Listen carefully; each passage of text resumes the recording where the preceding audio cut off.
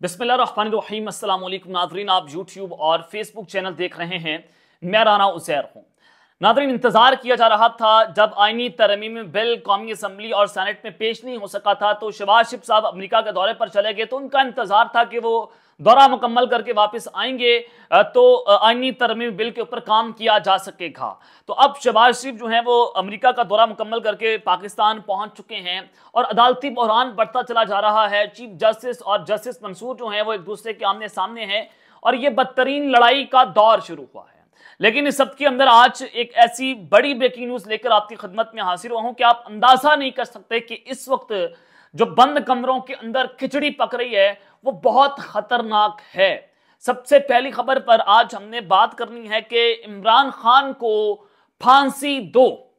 बंद कमरों में फैसला तैयार कर लिया गया है। फैसला किसने तैयार किया, किस तरह से फांसी होगी, मामला क्या है, एक अंदर की खबर लेकर आपकी खिदमत में हाजिर हुआ हूं। हमारे मुसद्दक़ा तरीन ज़राए ने हमें यह खबर पहुंचाई है तो मैंने ये सोचा कि आप तक भी खबर जरूर हमें पहुंचानी चाहिए। हमारे देखने वाले, हमारे सुनने वाले, उनको इससे अंदाजा होना चाहिए कि आइंदा आने वाले दिनों के अंदर जो है वो कितनी बड़ी जो है वो खतरनाक तरीन सूरत हाल होने जा रही है। और फिर दूसरी खबर पर हमने बात करनी है कि दो ताकतवरों की इस्लामाबाद में अहम तरीन मुलाकात हुई है। उस मुलाकात के अंदर जो है वो कुछ अहम चीज़ों को डिस्कस किया गया है। वो दो ताकतवर कौन है और ये जो मुलाकात है ये बेसिकली इमरान खान के खिलाफ की गई थी।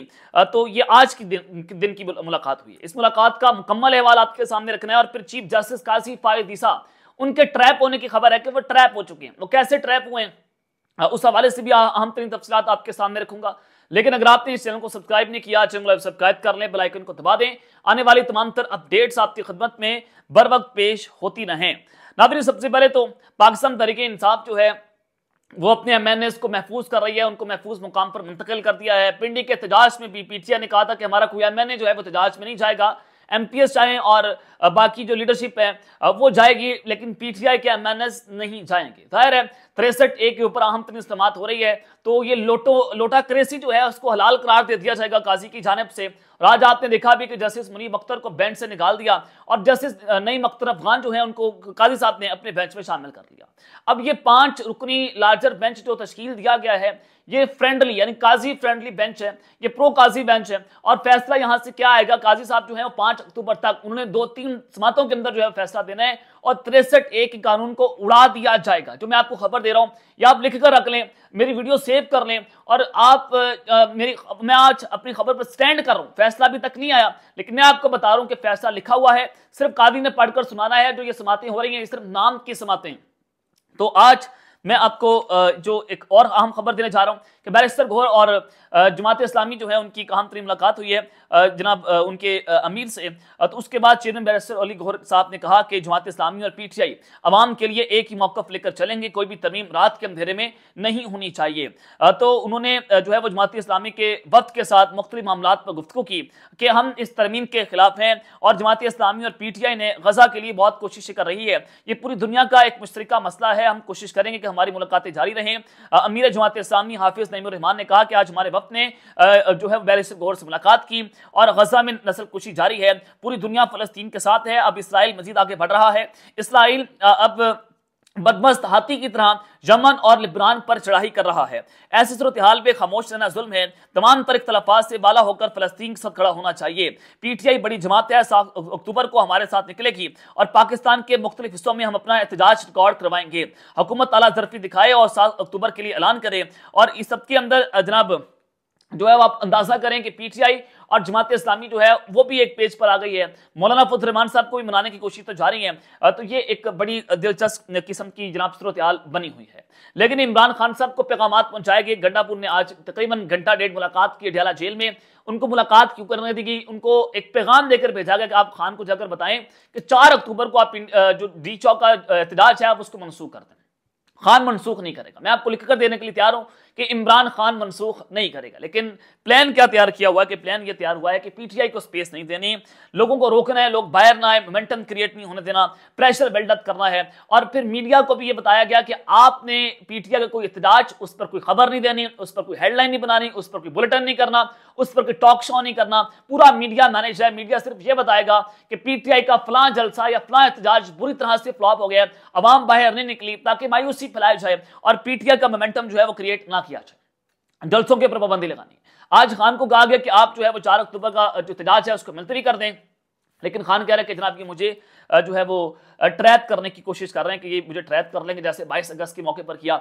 अब खान कह रहे हैं कि हमने पीछे नहीं हटना, हमने मुकम्मल तौर पर इनका जो है वो मुकाबला जो है वो करना है। अब इस सब के अंदर जनाब मैं आपको जो खबर देने जा रहा हूँ, सबसे पहले काजी फाइज ईसा साहब के हवाले से खबर है कि ये ट्रैप हो चुके हैं। और जिस तरह से काजी फाइज ईसा साहब जो हैं वो खुलकर उन्होंने वो एक जंग छेड़ी हुई है जस्टिस मंसूर के खिलाफ, जस्टिस मुनीब अख्तर साहब के खिलाफ। ये 2 सीनियर जजेस हैं।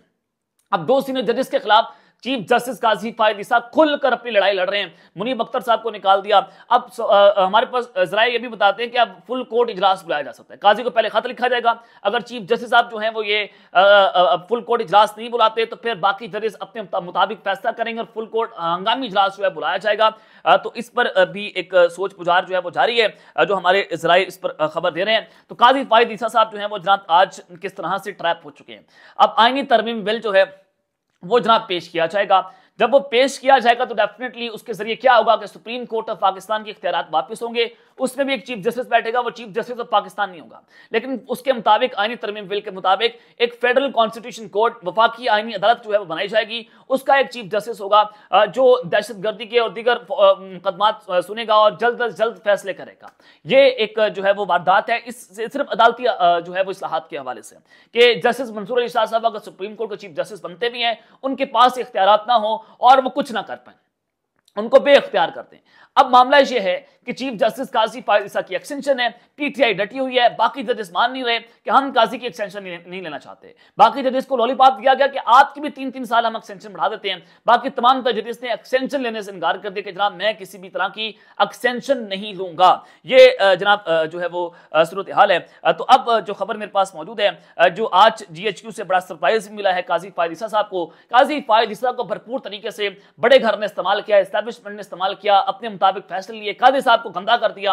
वो डॉलर्स लेने जाते हैं, लोग उन पर लानते डालते हैं। ये वीडियो है, मैं वीडियो का सारा स्क्रिप्ट आपके सामने रख रहा हूं। यानी कि उनकी इस वक्त पॉपुलैरिटी कहां पर है, लोग उनको पसंद नहीं करते, उनके फैसले जिस तरह से कंट्रोवर्शियल बने, जैसे उन्होंने एक सियासी जमात को रगड़ने की बात की, उसको क्रश कर दिया, लंदन पैन हुआ, सारा कुछ काजी फाइज ईसा के सर पर डाला जा रहा है। और जो लियाकत अली चट्टा साहब असिस्टेंट कमिश्नर रावलपिंडी के, उन्होंने बताया कि ये काजी फाइज ईसा इसके अंदर मुलव्विस थे, धांधली के अंदर, उस पर भी जनाब उन्होंने बात जो है वो की थी। अब मामला ये है कि जराये बताते हैं कि हो सकता है कि फेडरल कॉन्स्टिट्यूशन कोर्ट के चीफ जस्टिस जो हैं ना जो है वो काजी फाइज ईसा साहब बनेंगे और ना ही जस्टिस मंसूर अली शाह साहब बनेंगे। ऐसे जज को लाया जाएगा जो सीनियर जज होगा और उसके ऊपर जो है वो किसी भी किस्म का भाम नहीं होगा, ना हुकूमत को ना अपोजिशन को। ये एक बात हो रही है कि काजी फाइज ईसा साहब जो है वो ट्रैप हो गए हैं, उनको घर भेजा जाएगा। और यही बात जो है वो एस्टैब्लिशमेंट कर रही है कि हमने तो इस्तेमाल कर लिया, हमने इससे फैसले ले लिए, कभी ये हमारी पीठ पर छुरा ना घूम दे, तो लिहाजा इसको किनारा कशी करो और इसको खत्म कर दो। जैसे टिश्यू पेपर को आप इस्तेमाल करते हो, डस्टबिन में फेंकते हैं और बाहर चले जाते हैं, तो बिल्कुल इसी तरह से काजी फाइज ईसा की सूरत हाल करनी है। और बिलावल भुट्टो साहब ने भी आज जो बलूचिस्तान हाईकोर्ट बार से खिताब किया, उसमें भी उन्होंने ये बात की है कि आईनी अदालत में जस्टिस फाइज तैनात हों या जस्टिस मंसूर, हमें कोई मसला नहीं है। मेरी जद्दोजहद जस्टिस फाइज ईसा के लिए नहीं, बल्कि ऑपोजिशन कहती है कि जस्टिस फाइज ईसा को सरबराह ना लगाएं, फैसला करने वाला मैं कौन होता हूं, अदालती जंग से मेरा कोई लेना देना नहीं है। ये जनाब बिलावल भुट्टो ने आज वाजे किया। अब आप इनकी उनसे खबर निकाल लें कि ना काजी जनाब जो है वो वफाकी आईनी अदालत का चीफ जस्टिस होगा, ना जस्टिस मंसूर अली शाह होंगे, बल्कि किसी और जज को वहां का जो है वो चीफ जस्टिस लगाया जाएगा। ये एक खबर जो है मेरे पास मौजूद है। और फिर दूसरी जानिब जनाब 2 ताकतवरों की एक हंगामी मुलाकात हुई है, अहम तरीन मुलाकात हुई है, और ये मुलाकात मोहसिन नकवी और मौलाना फजल रहमान के दरमियान हुई है। इस मुलाकात में मोहसिन नकवी ने बड़े घर का पैगाम जो है वो मौलाना फजल रहमान को पहुंचाया है। और जाहिर है ये एस्टैब्लिशमेंट के जो है स्पोक पर्सन है, उनका ही पैगाम लेकर चलते हैं। और ये रिपोर्ट भी शहबाज शरीफ को नहीं करते वज़ीर दाखिला, ये रिपोर्ट भी किसी और को करते हैं। मोहसिन नकवी साहब के बड़े करीब हैं, ये सब कुछ आप जानते हैं। तो मोहसिन नकवी साहब ने बेसिकली एस्टैब्लिशमेंट का पैगाम मौलाना फजल रहमान को पहुंचाया। मौलाना फजल रहमान मोहसिन नकवी से बात करने को तैयार नहीं होते, वो इनके साथ कुछ खुशगवार मुलाकात नहीं होती। वो समझते हैं कि बड़े घर का जो है वो नुमाइंदा है, तो हम इसके साथ बात नहीं करेंगे, हम सियासी नुमाइंदों से बात करेंगे। तो अब इस सब के अंदर मोहसिन नकवी ने जो पैगाम पहुंचाया वो 63A के हवाले से है और जो फ्लोर क्रॉसिंग का कानून है उसको कदम करार देना है, उसकी हिफाजत बताई जा रही है मोहसिन नकवी की जानिब से। और फिर जाहिर है उनको कहा जा रहा है कि आप वोट दें 63A के ऊपर भी कौमी असम्बली के अंदर, आप हमारे साथ दें, आप रेलिवेंट रहें और हम आपको जो है उससे नवाजेंगे। तो ये एक सूरत हाल आपके सामने मौजूद है। अब 12 अक्टूबर से पहले पहले ड्राइव बताते हैं ये सब कुछ करना है, क्योंकि आगे SCO समिट आ रहा है और फिर मुख्तलिफ दौरे हैं, मलेशिया का जो है प्राइम मिनिस्टर है वही पाकिस्तान आ रहे हैं। तो 12 अक्टूबर की डेडलाइन दी गई है कि 12 अक्टूबर से पहले पहले ये सारा कुछ करना है। तो अगले 12 दिन जो है वो पॉलिटिक्स में बहुत अहम होने जा रहे हैं, बहुत क्रूशल हैं और बहुत सारी चीजें जो है वो बहुत तेजी से आपको जो है वो देखती हुई मिलेंगी। तो एक जानिब तो ये सारी सूरत हाल। अब दूसरी जानिब इमरान खान को फांसी देने के हवाले से खबर है कि बंद कमरों में ये फैसला जनाब तैयार हो चुका है। आईनी तरमीमी बिल में मैं आपको पहले बता चुका था कि मोहम्मद बिन सलमान मॉडल आप भूल जाएंगे, जो अब आईनी तरमीमी बिल के अंदर चीजें देखेंगे तो एक्सटेंशंस होंगी बहुत सारी अहम शख्सियात की, ना सिर्फ चीफ जस्टिस की बल्कि बहुत सारी अहम शख्सियात की, आप इससे अंदाजा कर सकते हैं। दूसरा ये कि आईनी वफाकी आईनी अदालतें बनाई जाएंगी। तीसरा ये कि मिलिट्री कोर्ट्स के अंदर ही मॉडिफिकेशन की जाएगी। ये खबर मैं आपको पहले दे चुका हूं। अब जनाब जो खबर अब दोबारा मेरे पास है, जो जराये ने बताया कि मिलिट्री कोर्ट्स दोबारा बनाई जाएंगी, नई मिलिट्री कोर्ट्स लगाई जाएंगी और इसमें इस आईनी तरमीमी बिल के जरिए लगाई जाएंगी और वहां पर दहशतगर्दी के जो केसेस होंगे उसको सुना जाएगा, हाई प्रोफाइल केसेस होंगे। और अब तक 77 का फिगर है कि उनके मिलिट्री ट्रायल मुकम्मल हो चुके हैं और उनको सजाएं देना सिर्फ बाकी है। तो इस सब के अंदर जनाब जो मामला है कि ये मिलिट्री कोर्ट्स की जो मॉडिफिकेशन है, तो डेफिनेटली ये लोग अब इस मिलिट्री जो आईनी तरमीमी बिल है उसके मंजूर होने के बाद इमरान खान का सारा मामला जो है वो मिलिट्री कोर्ट्स के अंदर ले जाएंगे और वहां पर इमरान खान को डेफिनेटली जो सारा कुछ होगा वो आपके सामने है कि सजाए मौत, फांसी की सजाएं वहां से होती हैं और उससे कोई निचली सजा हमें आज तक देखने को नहीं मिली। तो फैसला हो चुका है, मुकम्मल तौर पर फैसला है कि इमरान खान को किसी सूरत आपने बाहर नहीं आने देना। तो शाखाना के अंदर भी इमरान खान की जमानत खारिज कर दी। बुशरा बीबी के ऊपर टॉर्चर बढ़ाया जा रहा है, उनको तंग किया जा रहा है मेंटली तौर पर, फिजिकली तौर पर। इसी तरह से इमरान खान के ऊपर कि ये किसी ना किसी तरीके से टूट जाए, ना बुशरा बीबी टूट रही है ना इमरान खान टूट रहा है। तो ये एक बड़ी संगीन किस्म की सूरत हाल है जो मैंने आपके सामने रखी है कि आइंदा आने वाले दिन जो है वो बड़े अहम और बड़े क्रूशियल होने जा रहे हैं पाकिस्तान की पॉलिटिक्स के अंदर। एक एक सेकंड, एक एक लम्हा, एक एक मिनट, ये इस हवाले से खबर है। तो अब तक के लिए इतना ही, अपना ख्याल रखिएगा और इस तरह का अपने लाजमी ख्याल रखना। लाने के बाद पाकिस्तान जिंदाबाद।